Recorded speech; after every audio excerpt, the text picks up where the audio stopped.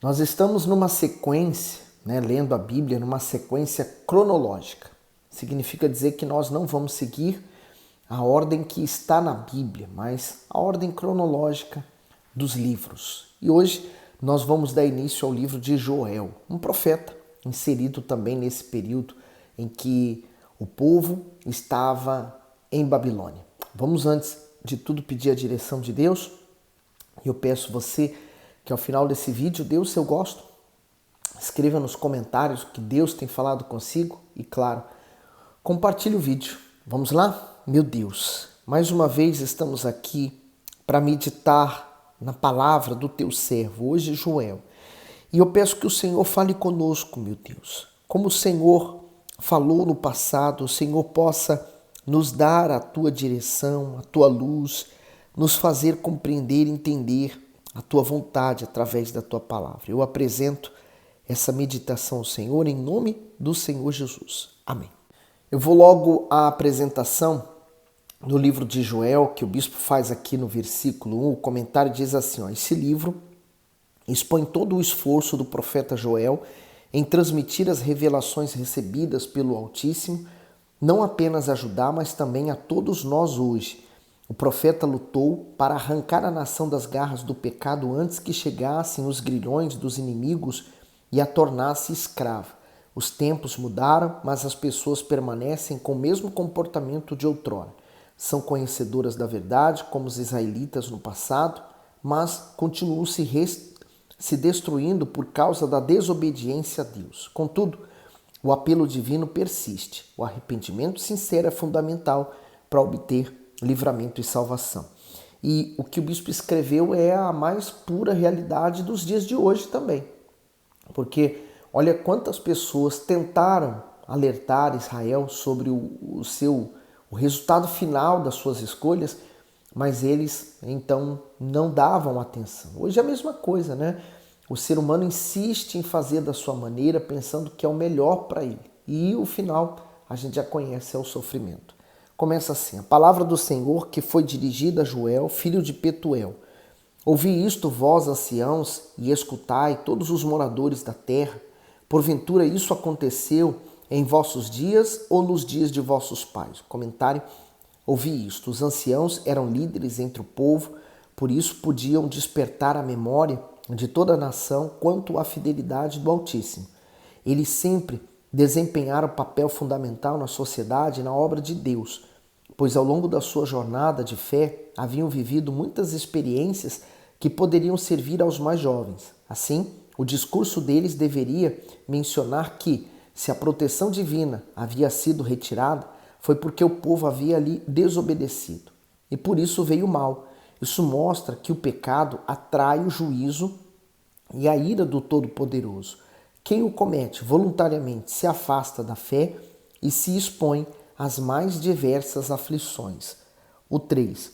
Fazei sobre isto uma narração a vossos filhos, e vossos filhos a seus filhos, e os filhos desta a outra geração. Comentário. Fazer isto uma narração. A instrução divina somente tem valor para aquele que teme a Deus. Ninguém jamais havia visto tamanha praga sobre Judá. Por isso, tudo o que acontecia ali deveria ser passado a todos os descendentes do povo. As duras experiências vividas, os grandes livramentos e as provas de fidelidade do Altíssimo devem ser continuamente lembradas para evitar que as futuras gerações cometam os mesmos erros. Muitos sofrimentos são evitados quando obedecemos aos conselhos do Altíssimo. Daí a Bíblia, ela revelar os erros e os acertos, né? O que aquelas pessoas a quem ela está falando fizeram de errado e depois como elas se consertaram. E muitos que não se consertaram e o final que eles tiveram. Então, nós temos como olhar a Bíblia hoje, né? Avaliar o que nós estamos lendo e avaliar a nós mesmos se não estamos seguindo o mesmo caminho e evitar as consequências que eles tiveram. 4. O que ficou da largata, o gafanhoto comeu. E o que ficou do gafanhoto, a lacusta, o comeu. E o que ficou da lacusta, o pulgão, o comeu. O comentário diz, o que ficou. Quando o homem está vivendo na fartura, tende a se esquecer de Deus. Mas É na dor que o coração se quebranta e se torna mais maleável para ouvir a voz do Senhor. Por tantas vezes, o Eterno alertou aos seus filhos sobre a infidelidade, mas não houve arrependimento por parte deles. O endurecimento do coração dos israelitas lhe rendeu várias pragas de gafanhotos e de insetos, além de fenômenos naturais, conforme a palavra do Altíssimo havia determinado aos filhos da desobediência. Para agravar ainda mais, uma severa seca e grandes incêndios trouxeram fome. Nenhuma vegetação sobreviveu. De igual modo, pessoas que não possuem a proteção divina estão sujeitas a pragas espirituais diariamente. Isso significa que, assim como as bênçãos estão condicionadas a obediências, as maldições estão condicionadas à desobediência ao Eterno. Então, bênçãos e maldição, elas não acontecem automaticamente, mas elas são provocadas. As minhas atitudes podem provocar bênçãos, como pode provocar as maldições. No 5, despertai-vos bêbados e chorai, gemei, todos os que bebeis vinho, por causa do mosto, porque tirado é da vossa boca. O comentário, despertai-vos. A embriaguez deixa a pessoa sem sensibilidade moral e sem controle, a ponto de não conseguir enxergar os próprios erros. Por essa razão, o Eterno chama o seu povo à consciência. As pragas destruíram tudo, inclusive as vinhas. Mas, em vez de reagirem à crise, muitos se embriagavam e descansavam. De semelhante modo, há muitas pessoas embriagadas com o vinho da mágoa, do ódio, da cobiça, da malícia, dos maus pensamentos e do desejo de vingança. E por isso estão cada vez mais perdidas. Ao invés de assumirem a responsabilidade pelos seus fracassos, culpam os outros. Quem está com a vida destruída deve reagir de forma correta, abandonando a sua maneira de viver segundo as próprias vontades e se submetendo ao Altíssimo. Só assim conseguirá se erguer dos fracassos. Assim também está ou caminha a humanidade dos dias de hoje, embriagada pelo vinho deste mundo. As pessoas parecem que andam cegas, parece que andam sem se aperceber, por mais que você diga uma coisa, mas elas parecem não perceber o que você está falando. Assim caminha a humanidade, assim estava esse povo, bêbado. A embriaguez aqui, a insensatez, não é apenas a bebida alcoólica, mas o pecado que faz isso, ele cega. Tanto é que o Espírito Santo diz que nos últimos dias, ele diz até expressamente, quer dizer, vai acontecer, que muitas pessoas que antes eram da fé vão ter a sua consciência cauterizada. Significa dizer que são pessoas que um dia serviram a Deus, mas que hoje servem a si mesmas, servem ao pecado e elas não sentem mais culpa por isso. No 6, porque subiu contra mim terra, uma nação poderosa e sem número, e os seus dentes são dentes de leão e tem queixadas de um leão velho. Fez da minha vide uma assolação e tirou a casca da minha figueira e despiu-a toda e a lançou por terra. Os seus ramos se embranqueceram. O comentário do 7, a vide assolada. Todo tipo de plantação em Israel sofreu ataques de insetos devastadores. A destruição foi tão grande que nem os frutos, nem as folhas, ou mesmo as cascas das árvores foram preservados. Isso mostra como o mal age. O seu ataque leva a vida à total falência. Nenhuma área escapa, sentimental, saúde, financeira, familiar e principalmente espiritual. O diabo não poupa nada nem ninguém. E a destruição, que lhe causa tanta alegria, provoca dores profundas no ser humano. Só podemos deter as investidas do mal com a obediência e fidelidade ao Senhor Deus. Por isso o Senhor Jesus falou que o diabo veio para matar, roubar e destruir. Ele não fica só numa área da vida da pessoa, mas ele vai se alastrando, é igual um vírus. E aquela pessoa que o mal tem destruído, ela fica tão escravizada que ela não vê perspectiva, ela pensa que a situação dela não tem como ela sair daquilo, porque ela não consegue achar fé suficiente. No 8, lamenta como a virgem que está cingida de saco pelo marido da sua mocidade, foi cortada a oferta de alimentos e a libação da casa do Senhor. Os sacerdotes, ministros do Senhor, estão entristecidos. O campo está assolado e a terra triste, porque o trigo está destruído, o mosto se secou, o azeite acabou. Comentário do 9:10. Foram cortadas as ofertas.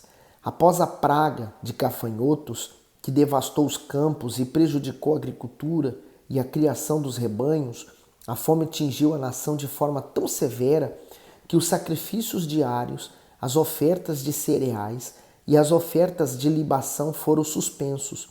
Com isso, os sacerdotes perderam a alegria, pois não mais podiam apresentar os sacrifícios ao Senhor, que fazia parte do seu ofício. Portanto, todos estavam apenas colhendo o fruto da desobediência à palavra de Deus.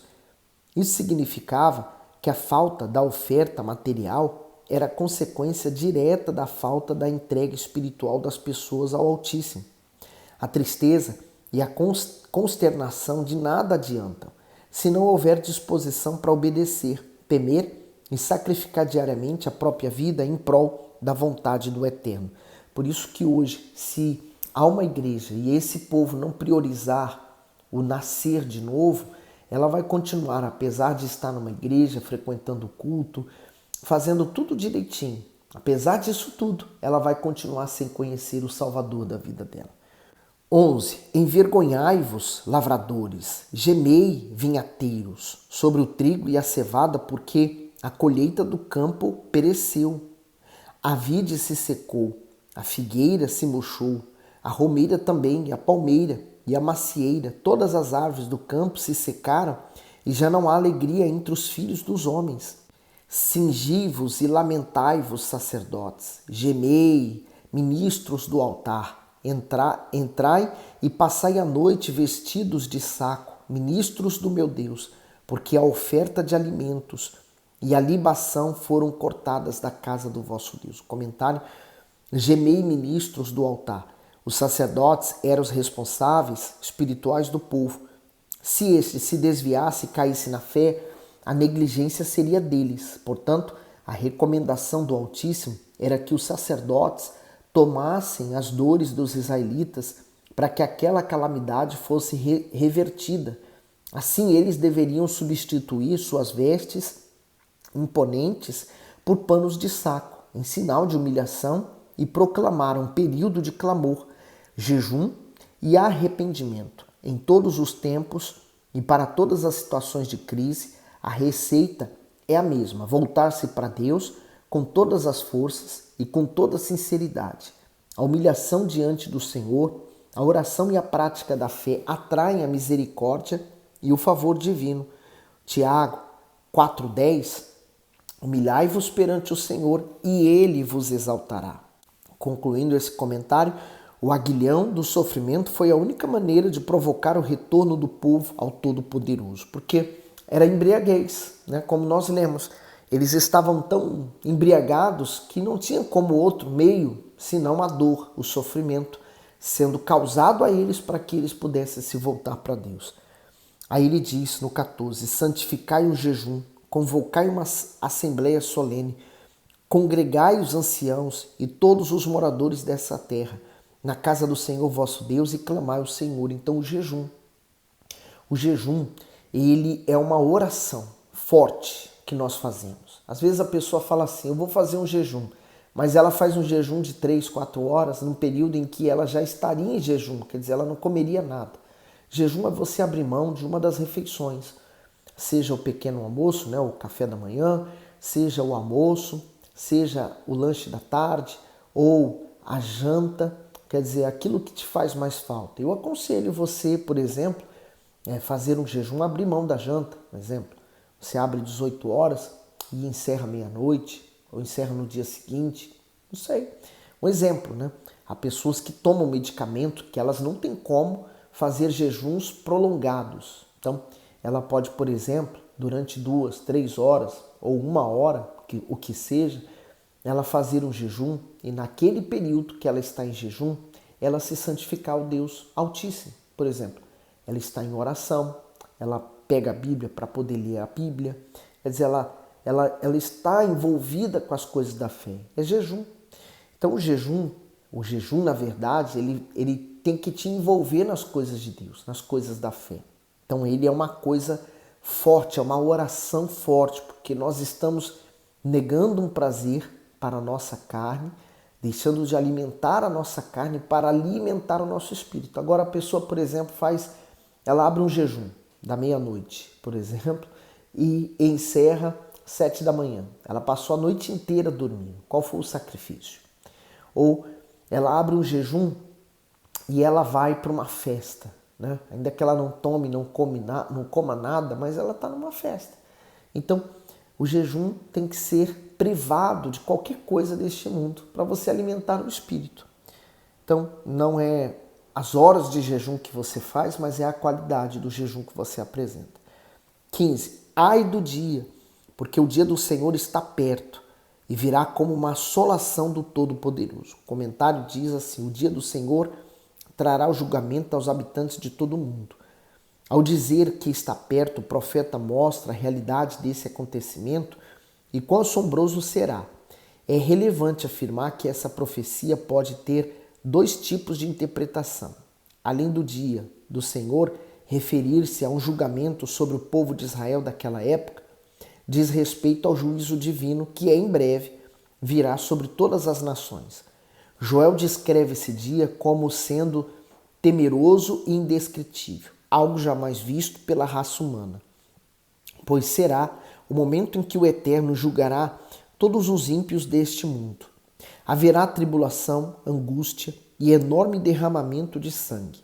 Esse embate fatídico será o maior e mais sangrento de toda a história da humanidade.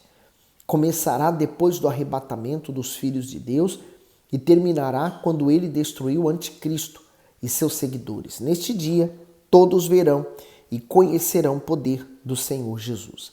Às vezes a pessoa vê isso aqui, né, fala do combate, aí ela pensa assim, será que Deus, para poder destruir o diabo, ele precisa ir para um combate? Não, minha amiga, não. Deus, apenas com o sopro das suas narinas, derrota o diabo. Deus, com isso aqui, ele quer mostrar o seguinte, ele quer dar mais uma chance para algumas pessoas poderem se arrepender.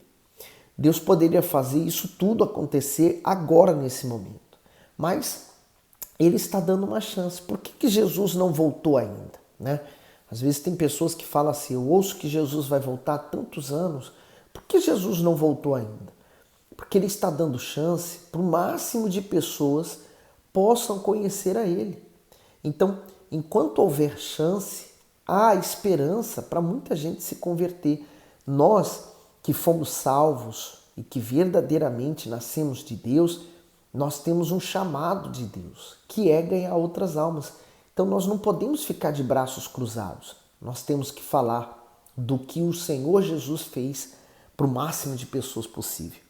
No 16. Sim, claro. Se as pessoas vão aceitar ou não, já não é uma questão nossa. É uma questão pessoal delas. Porque elas têm que fazer escolha.